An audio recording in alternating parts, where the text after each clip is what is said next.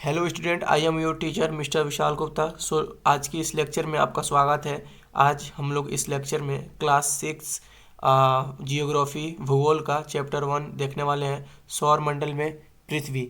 ठीक है, इससे पहले हमने क्लास 6 का हमारा अतीत भाग 1 का एक्सरसाइज 1 का हमने यहाँ पे अपलोड कर दिया। तुम लोग जाके मेरा चैनल का एनालिसिस करके प्लेलिस्ट चेक करना।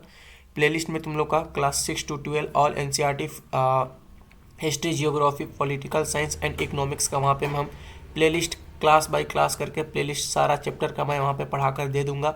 और उसके साथ जो भी यहाँ पे तुम्हारा ऑब्जेक्टिव टाइप का बनेगा क्वेश्चन, उससे मैं यहाँ पे रिलेट करके इम्पोर्टेंट जो होगा, जो बार बार कंपटीशन में पूछा जाएगा, वहाँ पे तुम लोग को यहाँ पे मैं दे दूंगा। तो बिना किसी देरी के आज के इस लेक्चर को स्टार्ट करते हैं। सक्सेस साइंस की इस लेक्चर में आप सभी का हार्दिक अभिनंदन करता है।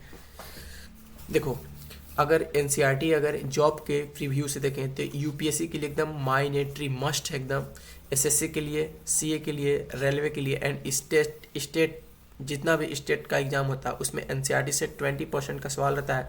यूपीएससी में 40% है, एसएससी सीजीएल का जीके जीएस में 30% है, सीए का भी मैक्सिमम 10 या 20% रहता है। ठीक ना, अदर के लिए भी है। लेकिन एक चीज़ हमेशा याद रखना, जो एनसीईआरटी है उस सभी जॉब के लिए मस्ट है, उसको करके ही जाना एनसीईआरटी को 6 to 12 मैक्सिमम। ठीक है। देखो, सौर मंडल में पृथ्वी हमारा फर्स्ट यहाँ पे चैप्टर स्टार्ट होता है, सौर मंडल में पृथ्वी। देखो, सौर मंडल काफ़ी एक अच्छा, सौर मंडल दिखने में काफ़ी अच्छा होता है। ठीक ना, देखो यहाँ पे सौर मंडल का कुछ यहाँ पे तुम्हारा फिगर है। सबसे पहले सन, उसके बाद बुध, शुक्र, मंगल, ऐसे कुछ होता है। ठीक ना, अभी हम लोग आगे और इस वीडियो को देखेंगे। ज़्यादा इस वीडियो में हम लोग बातचीत नहीं करेंगे क्योंकि वीडियो ज़्यादा लंबा बन जाएगा। ठीक है, चलो स्टार्ट करते हैं। देखो, सूर्यास्त के बाद आकाश को देखना कितना अच्छा लगता है। ठीक है, सूर्यास्त में आकाश को देखना कितना अच्छा लगता है। आसमान में पहले एक या दो चमकते हुए बिंदु ही दिखते हैं, लेकिन बाद में इनकी संख्या बढ़ती जाती है। आप उनकी गणना नहीं कर सकते। संपूर्ण आकाश छोटी छोटी चमकदार वस्तुओं से भर जाता है, जिनमें से कुछ चमकीले होते हैं एवं कुछ धुंधले। ऐसा प्रतीत होता है मानो आकाश में हीरे जड़े हों। इनमें से कुछ टिमटिमाते प्रतीत होते हैं, लेकिन अगर आप इनको ध्यान से देखेंगे तो आप इसे पाएंगे कि इसमें से कुछ की टिमटिमाहट अन्य से अलग है। ठीक है, ये बिना किसी टिमटिमाहट के चंद्रमा के समान चमकते हैं। ठीक है, आगे देखो, आगे क्या है। इन चमकीली वस्तुओं के साथ आप लगभग प्रतिदिन चंद्रमा को भी देखते हैं। यह अलग अलग समय पर अलग अलग आकार का तथा अलग स्थितियों में दिखाई पड़ता है। आप पूर्ण चंद्र को लगभग 1 महीने में एक बार देख सकते हैं। यह पूर्ण चंद्रमा वाली रात या पूर्णिमा होती है। 15 दिन के बाद आप इसे नहीं देख सकते। यह नए चंद्रमा की रात्रि या अमावस्या होती है।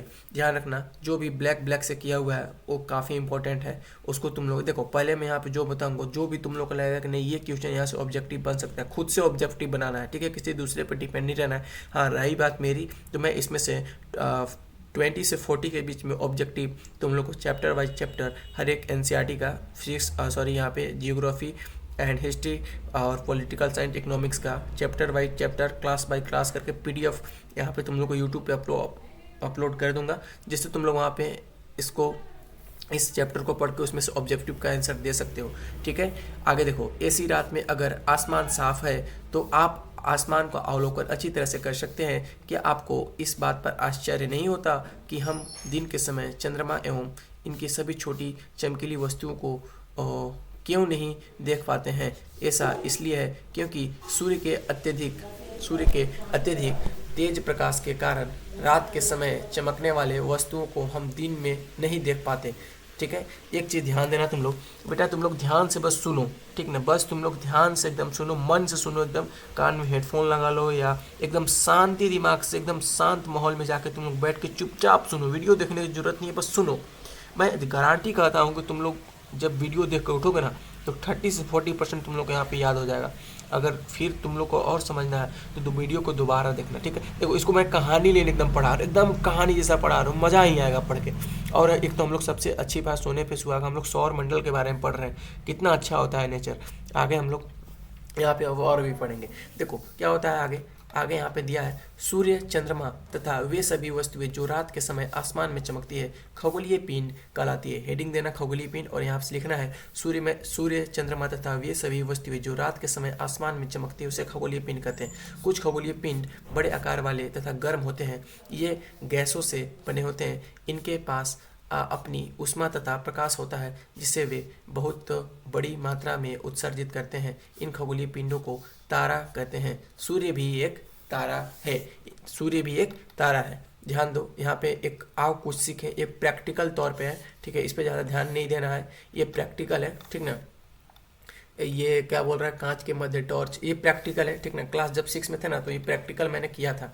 हमारे स्कूल सरस्वती विद्या मंदिर में ये प्रैक्टिकल करवाया गया था, तो ये इंपॉर्टेंट नहीं है, ठीक ना। जॉब के प्रीव्यू से आगे देखो क्या बाबू इसी में है। रात के समय चमकते हुए अनगिनत तारे सूर्य के समान ही हैं, लेकिन हमसे बहुत अधिक दूर है होने के कारण हम लोग इनकी ऊष्मा या प्रकाश को महसूस नहीं करते तथा वे अत्यंत छोटे छोटे दिखाई पड़ते हैं। आपने अवश्य ध्यान दिया होगा कि कुछ दूरी से देखने पर सभी वस्तुएं छोटी दिखाई पड़ती हैं। अत्यधिक ऊंचाई पर उड़ रहा हवाई जहाज कितना छोटा दिखाई देता है। एक चीज़ तुम लोग ध्यान देना, तुम इसको प्रैक्टिकल के तौर पे करने के लिए क्या देना, तुम और तुम्हारे दोस्त कोई मतलब थोड़ा सा जंगली एरिया में जाना और पहाड़ पे चले जाना।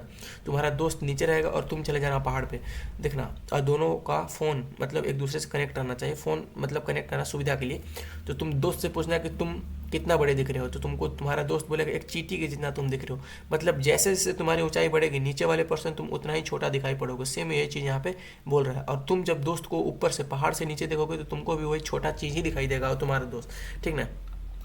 ऐसा दूरी की वजह से होता है। देखो आगे देखो, रात्रि में आसमान की ओर देखते समय आप तारों के विभिन्न समूहों द्वारा बनाई गई विविध आकृतियों को देख सकते हैं। ये नक्षत्र मंडल कहलाते हैं। अर्शा मेजर या बिग वियर इसी प्रकार का एक नक्षत्र मंडल है। अर्शा मेजर और बिग वियर एक क्या है, नक्षत्र मंडल है। अर्शा मेजर और बिग वियर नक्षत्र मंडल है। ध्यान रखना, इसको इंपॉर्टेंट है, नोट डाउन कर लेना इसे, ठीक है। आगे देखो, बहुत आसानी से पहचान में आने वाला नक्षत्र मंडल है ये जो अर्शा मेजर और बिग वियर जो है वो बहुत आसानी से पहचान में आने वाला नक्षत्र मंडल है। सप्तऋषि का देखो यहाँ पे फुल फॉर्म दिया है, सप्त 7 कॉमा ऋषि संत, सप्त 7 कॉमा ऋषि संत, यह 7 तारों का समूह जो कि नक्षत्र मंडल अर्शा मेजर का भाग है। अर्शा मेजर की किसका भाग है, सप्तऋषि का भाग है। चित्र 1.1 में दिया हुआ है। आपने अपने परिवार या पड़ोस में किसी बड़े व्यक्ति से कहिए कि वह आपको आसमान में एक अधिक तारों, ग्रहों तथा नक्षत्र मंडलों को दिखाए, ठीक है। ये देखो तुम्हारा यहाँ पे ये लड़की यहाँ पे जो है वो देख रही है उत्तर दिशा की ओर देख रही है, नक्षत्र मंडल, संकेत, तारे, ठीक है। चलो आगे देखो क्या है। प्राचीन समय में लोग रात्रि में दिशा का निर्धारण तारों की सहायता से करते थे। उत्तरी तारा उत्तर दिशा को बताता है, इसे ध्रुव तारा भी कहा जाता है। एक चीज़ ध्यान देना, देखो मैं बता रहा हूँ, तुम लोग ना कि क्लास 6 पढ़ रहे हो, तुम लोग एक जॉब की दृष्टिकोण से पढ़ रहे हो, तो इसमें ये चीज़ हमेशा ध्यान रखना कि ज़्यादा तुम लोग इसको समझना, ठीक है। जैसे जितना समझोगे उतना तुम्हारा ही फायदा होगा। समझने की कोशिश करना, ज़्यादा रट्टा मारने की कोशिश नहीं करना। वीडियो को एक बार देखो, 2 बार देखो, समझो इसको, जो मैं बोल रहा हूँ माइंड में उसको उतारो। इसीलिए मैंने बोला कि शांत माहौल में बैठ के पढ़ो, सब हो जाएगा भाई, टेंशन नहीं लेना है, ठीक ना। यह आसमान में आगे बोल रहा है, यह आसमान में हमेशा एक ही स्थान पर रहता है। हम सप्तऋषि की सहायता से ध्रुव तारों की स्थिति को जान सकते हैं। चित्र 1.1 में आप देखेंगे कि यदि सप्तऋषि मंडल के संकेतक तारों को आपस में मिलाते हुए एक काल्पनिक रेखा खींची जाए एवं उसे आगे की ओर बढ़ाया जाए तो यह ध्रुव तारे की ओर इंगित करेगी, ठीक है। आगे क्या है, कुछ खगोल पिंडों में अपना प्रकाश एवं ऊष्मा नहीं होता। कुछ खगोलीय पिंडों में अपना प्रकाश एवं ऊष्मा नहीं होता, वे तारों के प्रकाश से प्रकाशित होते हैं। ऐसे पिंड को क्या कहते हैं, ऐसे पिंडों को ग्रह कहते हैं। किसे ग्रह कहते हैं, कुछ खगोलीय पिंडों में अपना प्रकाश एवं ऊष्मा नहीं होती है। कुछ खगोलीय पिंडों में अपना प्रकाश एवं ऊष्मा नहीं होती है, वे तारों के प्रकाश से प्रकाशित होते हैं। वे तारों के प्रकाश से प्रकाशित होते हैं। ऐसे पिंड ग्रह कहलाते हैं, ठीक है। ऐसे पिंड क्या कहलाते हैं, ऐसे पिंड ग्रह कहलाते हैं। ग्रह जिसे अंग्रेजी में प्लेनेट कहते हैं। ग्रीक शब्द में प्लेनेटाई, ग्रीक शब्द में क्या बोलते हैं, ग्रह को प्लेनेटाई बोलते हैं। ग्रीक शब्द में क्या बोलते हैं, प्लेनेटाई बोलते हैं, प्लेनेटाई। देखो प्लेनेटाई शब्द का अर्थ क्या होता है, परिभ्रमक, परिभ्रमक मतलब घूमने वाला, परिभ्रमक अर्थात चारों ओर घूमने वाला। पृथ्वी हम जिस पर रहते हैं एक ग्रह है, यह अपना संपूर्ण प्रकाश एवं ऊष्मा सूर्य से प्राप्त करती है। पृथ्वी जो है वो ग्रह है जो अपना संपूर्ण प्रकाश सूर्य की प्रकाश से करती है, मतलब डिपेंड रहती है सूर्य पे, जो पृथ्वी के सबसे नज़दीकी का एक तारा है।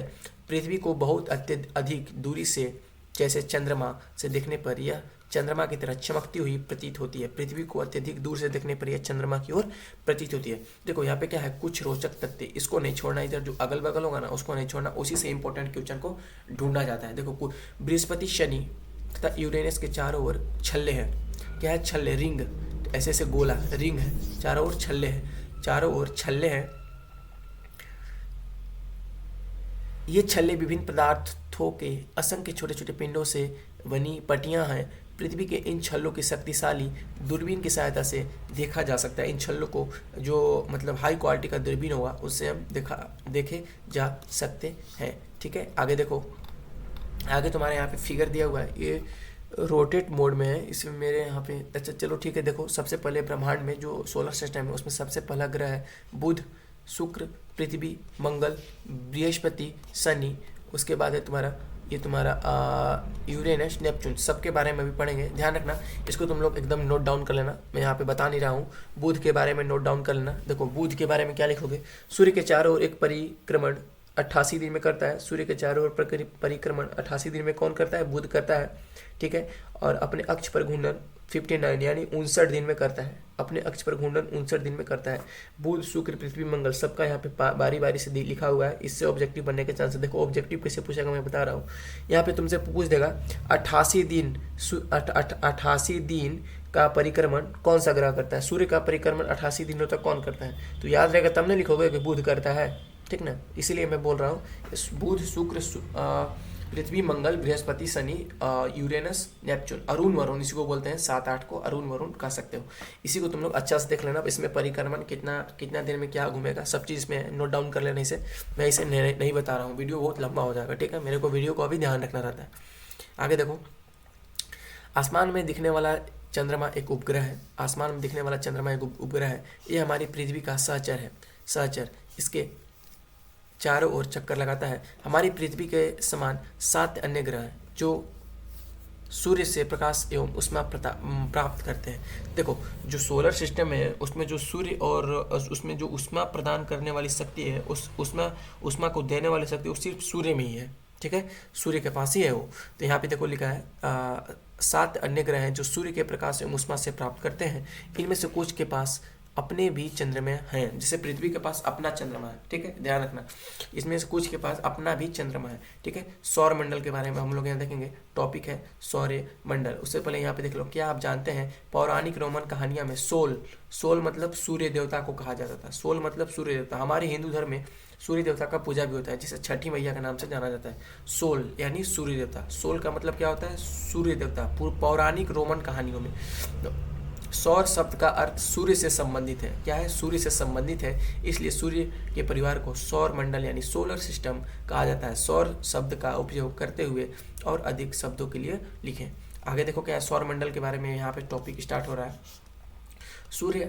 सूर्य 8 ग्रह, उपग्रह तथा अन्य कुछ खगोलीय पिंड है, जैसे क्षुद्र ग्रह एवं उल्का पिंड मिलकर सौर मंडल का निर्माण हुआ। सौर मंडल में सूर्य, 8 ग्रह, उपग्रह तथा अन्य खगोलीय पिंड जैसे क्षुद्र ग्रह एवं उल्का पिंड मिलकर सौर मंडल का निर्माण करते हैं।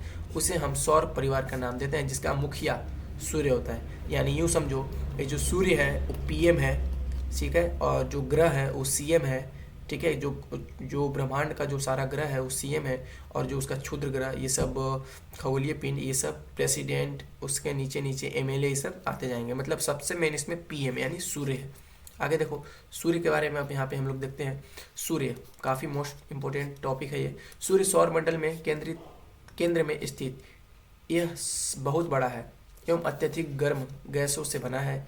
इसका खिंचाव बल इससे सौर मंडल को बांधे रखता है। सूर्य सौर मंडल के लिए प्रकाश एवं ऊष्मा का एकमात्र स्रोत है। सूर्य जो है उस सौर मंडल के लिए प्रकाश का एकमात्र ऊर्जा स्रोत है। ठीक है, लेकिन हम इसकी अत्यधिक तेज ऊष्मा को महसूस नहीं करते हैं, क्योंकि सबसे नज़दीक का तारा होने के बावजूद यह हमसे बहुत दूर है। सूर्य पृथ्वी से लगभग 15 करोड़ किलोमीटर दूर है। कितना किलोमीटर दूर है? 15 किलोमीटर करोड़ दूर है। कौन दूर है? पृथ्वी से सूर्य दूर है, ठीक ना। पृथ्वी और सूर्य के बीच की दूरी कितना है? 15 करोड़ किलोमीटर दूर है, ठीक है। आगे देखो ग्रह के बारे में। ग्रह टॉपिक है ग्रह। हमारे सौरमंडल में 8 ग्रह हैं। सूर्य की दूरी के अनुसार वे हैं बुध, शुक्र, पृथ्वी, मंगल, बृहस्पति, शनि, यूरेनस तथा नेपच्यून। अरुण, वरुण, ठीक है। नेपच्यून, यूरेनस को अरुण, नेपच्यून को वरुण, ठीक ना। बुध, शुक्र, पृथ्वी, मंगल, बृहस्पति, शनि, यूरेनस, नेपच्यून। फिर से बोल रहे हैं, बुध, शुक्र, पृथ्वी, मंगल, बृहस्पति, शनि, यूरेनस, नेपच्यून, ठीक है। आगे देखो क्या है, सूर्य से उनकी दूरी के अनुसार अंग्रेजी में ग्रहों के नाम याद रखने का आसान तरीका। इसको तुम लोग देख लेना, क्या है ये, पढ़ लेना क्या है। तुम ग्रहों का नाम किसी भी तरीके से याद कर सकते हो, जरूरी नहीं है तुम यही वाला तुम याद करके जाओ, ठीक ना, कि बस तुमको ग्रह का नाम याद रखना चाहिए। देखो यहाँ पे क्या दिया है, शब्द की उत्पत्ति। टॉपिक है शब्द की उत्पत्ति। ऐसे बहुत से शब्द हैं जिनका उपयोग हम एक भाषा में करते हैं, अक्सर वे दूसरी भाषाओं के लिए दूसरी भाषाओं से लिए गए होते हैं, हो सकते हैं। उदाहरण के लिए जियोग्राफी। उदाहरण के लिए जियोग्राफी जो बुक पढ़ रहे हो, एक अंग्रेजी शब्द है, यह ग्रीक भाषा से लिया गया शब्द है, जिसका अर्थ है पृथ्वी का विवरण। जिसका अर्थ है जियोग्राफी का मतलब है पृथ्वी का विवरण। यह दो ग्रीक शब्दों से मिलकर बना है, जिनमें जीई शब्द का अर्थ पृथ्वी का एक ग्राफीय का अर्थ है लिखना। जीई शब्द का अर्थ है, ठीक है, जी शब्द का क्या अर्थ है? ग्राफीय, ठीक है, जिसका अर्थ है लिखना। आइए पृथ्वी के संबंध में और अधिक जाने। जियो, ये तुम्हारा जियो है। लॉजी, पृथ्वी का अध्ययन। लॉजी मतलब पृथ्वी का अध्ययन। मेट्री मतलब पृथ्वी का मापन। आइड मतलब पृथ्वी के आकार के अनुभव। मतलब जियोग्राफी का मतलब टोटल ब्रह्मांड के बारे में ही पढ़ना होता है, ब्रह्मांड हमारे पृथ्वी के बारे में ही पढ़ना होता है टोटल, ठीक ना। अब देखो आगे क्या है बाबू, सौरमंडल के सभी 8 ग्रह एक निश्चित पथ पर सूर्य का चक्कर लगाते हैं। ये रास्ते दीर्घवृत्ताकार में फैले हुए हैं, ये कक्षा कहलाते हैं। बुध सूर्य के सबसे नज़दीक है। जो बुध है उस सूर्य का सबसे नज़दीक है। सबसे नज़दीकी ग्रह कौन है सूर्य से? बुध जो है उस सूर्य के सबसे पास में है, ठीक है। अपनी कक्षा में सूर्य के चारों ओर एक चक्कर लगाने में इसे केवल 88 दिन लगते हैं। बुध को सिर्फ 88 दिन लगते हैं, ठीक है। शुक्र को पृथ्वी का जुड़वा ग्रह माना जाता है, ठीक है, क्योंकि इनका आकार एवं आकृति लगभग पृथ्वी के समान ही है, ठीक है। शुक्र को पृथ्वी का जुड़वा ग्रह माना जाता है क्योंकि इनका आकार लगभग समान है। अभी तक प्लूटो भी एक ग्रह माना जाता था, परंतु अंतर्राष्ट्रीय खगोलीय संगठन ने अपने बैठक अगस्त 2006 में यह निर्णय लिया। कब लिया था? अगस्त 2006, डेट याद रखना, अगस्त 2006 में यह निर्णय लिया था। क्या निर्णय लिया था? कुछ समय पहले खोजे गए अन्य खगोलीय पिंड 2003 यूबी 313, सीरस तथा प्लूटो बौने ग्रह कहे जा सकते हैं, ठीक है। एक चीज़ ध्यान देना, जो भी तुम लोग लगे कि नहीं यहाँ पे ये इंपॉर्टेंट है उसको नोट डाउन करते जाना। बाकी मेरी जिम्मेवारी है 20 से 30 क्वेश्चन तुम लोग यहाँ पे हम PDF वाई करके यूट्यूब पे अपलोड कर दूंगा, ठीक है। चैनल प्लेलिस्ट करके तुम लोग देख लेना। आगे देखो, क्या आप जानते हैं, क्या मैं जानता हूँ, देखता हूँ, रात में आसमान को देख कर मनुष्य हमेशा से मोहित हुआ है। खगोलीय पिंडों एवं उनकी गति के संबंध में अध्ययन करने वाले को खगोल शास्त्री कहते हैं, ठीक है। आर्यभट्ट प्राचीन भारत के प्रसिद्ध खगोल शास्त्री थे। इन्होंने कहा था कि सभी ग्रह तथा चंद्रमा परावर्तित सूर्य प्रकाश के कारण चमकते हैं। आज विश्व के सभी भागों में खगोलविद ब्रह्मांड के रहस्यों के खोजने में लगे हुए हैं। विश्व के सभी देशों में एक इसका अलग ही टीम होता है, खगोलविद ब्रह्मांड के मतलब जो यूनिवर्स के बारे में जानकारी रखते हैं उनका अलग ही टीम होता है। इसी टीम के कारण ही आज हमारा इंडिया चंद्रमा के उत्तरी ध्रुव में मतलब चंद्रमा पर अपना ये भेजने के लिए सफल यान भेजने में चौथा देश बन चुका है, ठीक है। आगे देखो, आगे तुम्हारा बाबू पृथ्वी के बारे में मोस्ट इंपोर्टेंट टॉपिक है पृथ्वी। मोस्ट इंपोर्टेंट टॉपिक है पृथ्वी। सूर्य के हिसाब से पृथ्वी तीसरा ग्रह है। आकार में यह 5वां सबसे बड़ा ग्रह है। सूर्य के दूरी के हिसाब से पृथ्वी तीसरा ग्रह है, यानी सूर्य देखो यहाँ है, तो फिर ये तुम्हारा पृथ्वी है। मतलब 2 ग्रह के बाद तुम्हारा पृथ्वी है। आकार में यह 5वां सबसे बड़ा ग्रह है। सबसे बड़ा आकार में कौन सा है? बृहस्पति है, ठीक है। यह ध्रुवों के पास थोड़ी चपटी है, यही कारण है कि इसके आकार को भू आव कहा जाता है। भू आप का अर्थ है पृथ्वी के समान आकार। भू आप का क्या अर्थ है? पृथ्वी के समान आकार। यहाँ पे देखो टॉपिक दिया है, क्या आप जानते हैं, आप जानते हैं प्रकाश की गति लगभग 3 लाख किलोमीटर प्रति घंटा सेकेंड है। इस गति के बावजूद सूर्य के प्रकाश को पृथ्वी तक पहुंचने में लगभग 8 मिनट का समय लगता है।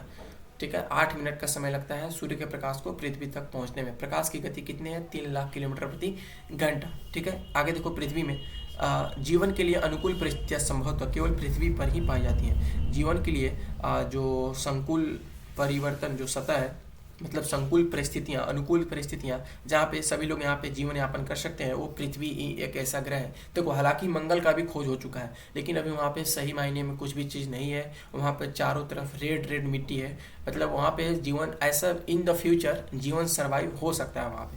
ठीक है, पृथ्वी पर न तो अत्यधिक गर्म है और न ही अत्यधिक ठंडी है।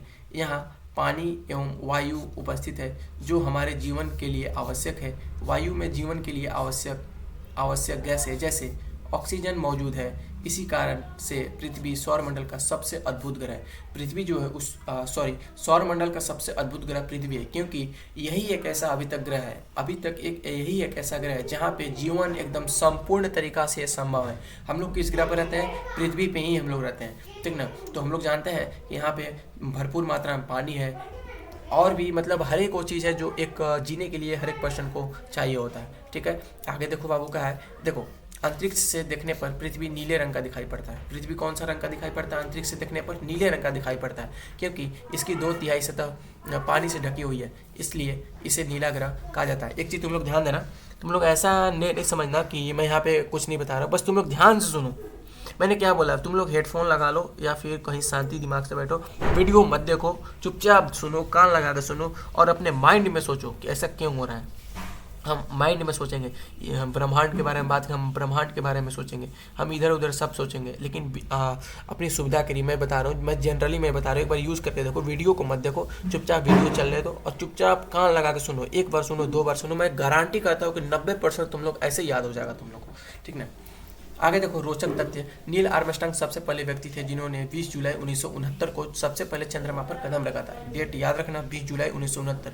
नील आर्मस्ट्रांग चंद्रमा पर कदम रखने वाले सबसे पहले व्यक्ति थे। कहाँ के थे ये यूनाइटेड किंगडम यानी अमेरिका का था। ये कहाँ का था? ये अमेरिका का था। नील आर्मस्ट्रांग सतह पर कदम रखा। मालूम करो, तुम पता करो, SW है ये, कि भारतीय चंद्रमा पर सबसे पहले कौन गया, मतलब भारत से चंद्रमा पर सबसे पहले कदम किसने रखा था? SW कमेंट में बताना ही। और वीडियो कैसी लग रही है ये भी कमेंट में बताना बाबू तुम लोग, ठीक है। वीडियो बनाने में बहुत मेहनत पड़ती है, बहुत ज़्यादा मेहनत पड़ती है। एक यूट्यूबर, एक टीचर ही जानता है कितना बड़ा मेहनत। पहले रिकॉर्ड करो, एडिट करो, अपलोड करो, थंबनेल बनाओ, डिस्क्रिप्शन लिखो, टैग डालो, तब जाके वीडियो पब्लिश मारो। बाद में व्यू कितना आना है? ये व्यू 5 आना है, 10 आना है, पूरा मोटिवेशन टूट जाता है। इसलिए वीडियो को ज़्यादा से ज़्यादा शेयर करो, लाइक करो, सब्सक्राइब करो, ठीक है।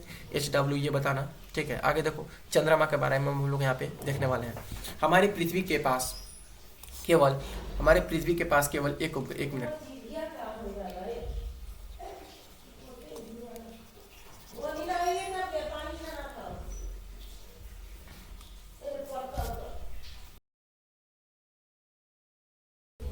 हमारी पृथ्वी के पास केवल एक उपग्रह है, चंद्रमा।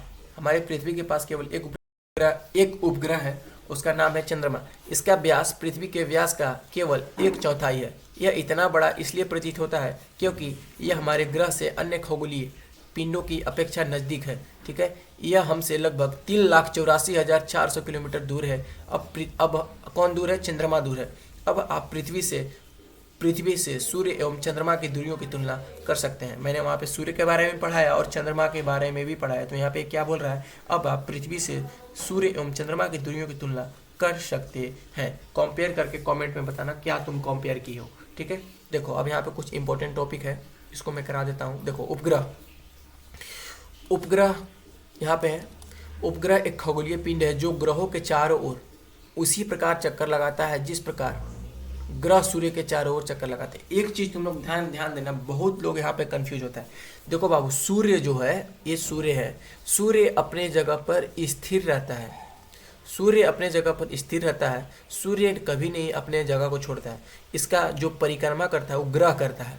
सूर्य एक जगह स्थिर रहता है, लेकिन ग्रह जो है वो ऐसे ऐसे घूमते रहता है। ग्रह परिक्रमा करता है, न कि सूर्य करता है। सूर्य एक जगह बैठा हुआ है, ठीक है। ये वही भी यहाँ पे वही बोल रहा है, जिस प्रकार ग्रह जो है उस सूर्य के चारों ओर चक्कर लगाते हैं। कौन चक्कर लगाते हैं? ग्रह चक्कर लगाते हैं। किसके चक्कर लगाते हैं? सूर्य का चक्कर लगाते हैं, ठीक है। ध्यान देना, बहुत लोग कंफ्यूज होता है इसमें। सूर्य एकदम स्थिर है, ग्रह उसके चक्कर लगाते हैं। मानव निर्मित उपग्रह, मानव निर्मित उपग्रह एक कृत्रिम मतलब होता है मानव निर्मित, जिसको मानव ने बनाया। एक कृत्रिम पिंड है। मानव निर्मित उपग्रह एक कृत्रिम पिंड है। यह वैज्ञानिकों के द्वारा बनाया गया है, जिसका उपयोग ब्रह्मांड के बारे में जानकारी प्राप्त करने के लिए एवं पृथ्वी पर संचार माध्यम, संचार मतलब जो कम्युनिकेशन, जो हम लोग बातचीत करते हैं ना, जो नेट चल रहा है, अभी हमारा इंटरनेट चल रहा है, किसके माध्यम चल रहा है? संचार माध्यम के ही साथ आज चल रहा है। लिया जाता है। इस रॉकेट के द्वारा अंतरिक्ष में भेजा जाता है एवं पृथ्वी की कक्षा में स्थापित कर दिया जाता है। अंतरिक्ष में उपस्थित कुछ भारतीय उपग्रह भेजे जा चुके हैं, जिसका नाम है इनसेट, IRS, इडूसैट इत्यादि हैं। याद रखना इसका नाम, इनसेट, IRS, इडूसैट। अंतरिक्ष में कुछ उपस्थित भारतीय उपग्रह का नाम पूछ सकता है, इसी ऑप्शन में से एक तुम्हारा रहेगा। देखो क्या है यहाँ पे, रॉकेट का प्रक्षेपण। रॉकेट जब भेजा गया, रॉकेट का पृथ्वी पर गिरना, जो इसको मेन पार्ट है वही जाता है। बाकी जो यहाँ पे देखो, ये पृथ्वी से गिर रहा है, पृथ्वी की ओर नीचे गिर रहा है। और उपग्रह का कक्षा में प्रवेश करना, जब उपग्रह जो है वो जब कक्षा में प्रवेश करता है, ठीक है। यहाँ पे तुम्हारा फिगर के माध्यम से समझ सकते हो। तब अभी चंद्रमा लॉन्च कर रहा था ना हमारा, जब ये आदित्य ये कौन सा MLV ऐसे कुछ था ना उसका नाम, चंद्रमा पे, मेरे को याद नहीं आ रहा है। जो चंद्रमा भेजा गया, चौथा हमारा देश बन चुका है चंद्रमा। सबसे पहले रसिया था, चाइना था, और उसके बाद कौन था, फिर उसके बाद मेरा इंडिया हुआ है। तो वही वाला सेम है, उसमें तुम लोग देखना, अच्छा लगेगा वो। और देखो ब्रह्मांड के बारे में तुमको ज़्यादा जानना है, एक मूवी है। कौन सा मूवी है? टिक टिक टिक, टिक टिक है मूवी नेम है। इसको तुम लोग देखना, बहुत अच्छा है। ब्रह्मांड के बारे में ये, उल्का पिंड के बारे में एक मूवी है, टिक टिक टिक, बहुत अच्छा लगेगा, देखना है इसको। मैं जनरली तुम लोग को सजेशन दे रहा हूँ, टिक टिक टिक, बहुत अच्छा मूवी है। आगे देखो क्या है, चंद्रमा भी। चंद्रमा पृथ्वी के एक चक्कर लगभग 27 दिनों में पूरा करता है। लगभग इतने ही समय में यह अपने अक्ष पर एक चक्कर पूरा करता है। इसके परिणाम स्वरूप पृथ्वी से हमें चंद्रमा का केवल एक ही भाग दिखाई पड़ता है। चंद्रमा की परिस्थितियों जीवन के लिए अनुकूल नहीं है। चंद्रमा की जो परिस्थितियां हैं वो जीवन के लिए अनुकूल नहीं है। चंद्रमा पर जीवन संभव नहीं है, ठीक है। इसकी सतह पर पर्वत, मैदान एवं गड्ढे जो चंद्रमा की सतह पर छाया बनाते हैं, ठीक है। पूर्णिमा के दिन चंद्रमा पर इनकी छाया को देखा जा सकता है, ठीक है। आ गए बाबू, एक यहाँ पे क्वेश्चन है, ये तुम लोग होम HW ले लो। ये क्या है क्वेश्चन? जीव एवं पौधे को जीवित रहने तथा विकास करने के लिए किन किन तत्वों की आवश्यकता होती है? होमवर्क में कमेंट में बताना ये, ठीक है। क्या बताना? जीव एवं पौधे को जीवित रहने तथा विकास करने के लिए किन किन तत्वों की आवश्यकता होती है? अभी मैंने ऊपर पढ़ा था पृथ्वी के बारे में, तो वहाँ पे सब सारा चीज़ डिटेल दिया हुआ था। यहाँ पे इसको HW में कमेंट में आंसर बताना, ठीक है। आगे देखो क्षुद्र ग्रह के बारे में है। क्षुद्र ग्रह क्या है? तारों, ग्रहों एवं उपग्रहों के अतिरिक्त असंख्य छोटे छोटे पिंड भी सूर्य की ओर चक्कर लगाते हैं। इन पिंडों को क्षुद्र ग्रह कहते हैं। ये मंगल एवं बृहस्पति की कक्षाओं के बीच पाए जाते हैं। क्षुद्र ग्रह कहाँ पाए जाते हैं? मंगल एवं बृहस्पति की कक्षाओं के बीच पाए जाते हैं। चित्र 1.2, ये देखो चित्र 1.2। वैज्ञानिकों के अनुसार क्षुद्र ग्रह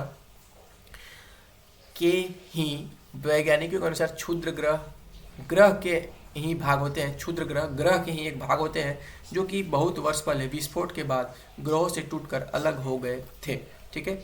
ये देखो तुम्हारा क्षुद्र ग्रह है, ठीक है। पत्थर के जैसा होता है, क्षुद्र ग्रह होता है, ठीक ना। आगे देखो उल्का पिंड, इसी पर मैं बोल रहा था, उल्का पिंड पर ही एक मूवी था, टिक टिक टिक। देखना तुम लोग, अच्छा मूवी है, काफ़ी अच्छा मूवी है। ब्रह्मांड के बारे में अगर रुचि रखते हो, जानकारी रखते हो, तो टिक टिक टिक एक मूवी है, देखना, अच्छा देखना। उसमें क्या होता है, उल्का पिंडी हमारे पृथ्वी से टकराने वाला होता है, तो कुछ साइंटिस्ट लोग वहाँ पे जाते हैं, कुछ टीमें जाती है और वहाँ पे उसको बचा लेती हैं। देखना, बहुत अच्छा मूवी है।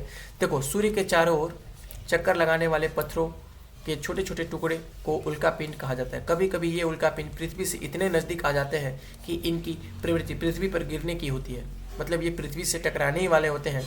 इस प्रक्रिया के दौरान वायु के साथ घर्षण होने के कारण ये गर्म होकर जल जाते हैं, ठीक है। फलस्वरूप चमकदार प्रकाश उत्पन्न होता है। कभी कभी कभी कभी कोई उल्का पूरी तरह जले बिना पृथ्वी पर गिरती है, जिसे धरातल में गड्ढे बन जाते हैं। देखो मैं बता रहा हूँ, ये जो मूवी है ना टिक टिक टिक, सेम यही कहानी पर बना हुआ है। उसमें क्या होता था मैं बता रहा हूँ थोड़ा सा। उसमें क्या होता था कि जो एक मिसाइल होता था, सॉरी, वही जो पृथ्वी से हमारे उल्का पिंड को मतलब टकराने ही वाला होता है, ठीक है। लेकिन उसको एक ऐसे, यहाँ पे देखो बोला ना कि गर्म होकर जल जाते हैं, लेकिन उस समय के सिर्फ एक चाइना के पास ही एक मिसाइल था। मैं मूवी की बात कर रहा हूँ, इस चैप्टर में नहीं है। उसमें चाइना के पास ही एक मिसाइल होता है, वही मिसाइल इसे गर्म करके इसे 2 बराबर भागों में बांट देता है। और जो यहाँ पे बोला ना, देखो बोला ना गर्म होकर जल जाते हैं, तो वही गर्म होकर ही वो जल जाता है। और जब वो दोनों सतह पार करते हैं, जब वो पृथ्वी की रेखा को पार करता है, उससे दूर हट के जाता है, तो उससे प्रकाश निकलने लगते हैं, जैसा कि यहाँ पे बोला हुआ है, उससे प्रकाश निकलता है। देखना मूवी टिक टिक टिक, बहुत अच्छा मूवी है। आगे देखो बाबू, क्या आपने तारों वाले खुले आकाश में एक ओर से दूसरी ओर तक फैली चौड़ी सफ़ेद पट्टी की तरह एक चमकदार रास्ते को देखा है? यह लाखों तारों का समूह है।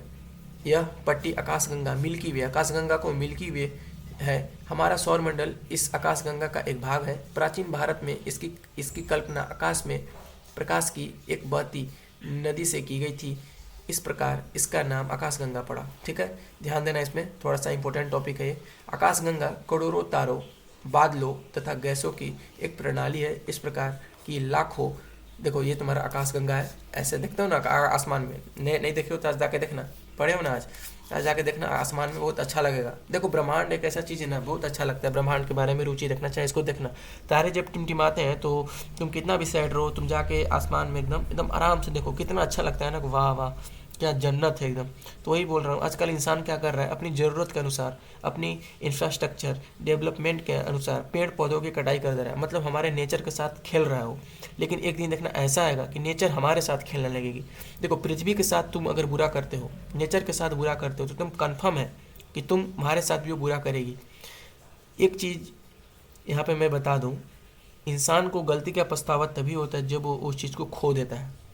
एक समय ऐसा आएगा कि हम लोग पूरा एकदम मतलब कुछ रहेगा नहीं, लेकिन हम लोग को बस पछतावा होगा कि नहीं, काश ऐसा नहीं करना चाहिए। मैं मानता हूँ कि डेवलपमेंट बहुत ज़रूरी है, हमारा जो मतलब जनसंख्या के हिसाब से बहुत मतलब ज़रूरी है, तभी रोज़गार मिलेगा। लेकिन तुम पेड़ काट रहे हो तो पेड़ लगाओ भी ना, पेड़ लगाओ तो उसका जोन बनाओ कि नहीं इतना क्या बीच में हम इतना पेड़ काटेंगे तो हम इतना पेड़ लगाएंगे।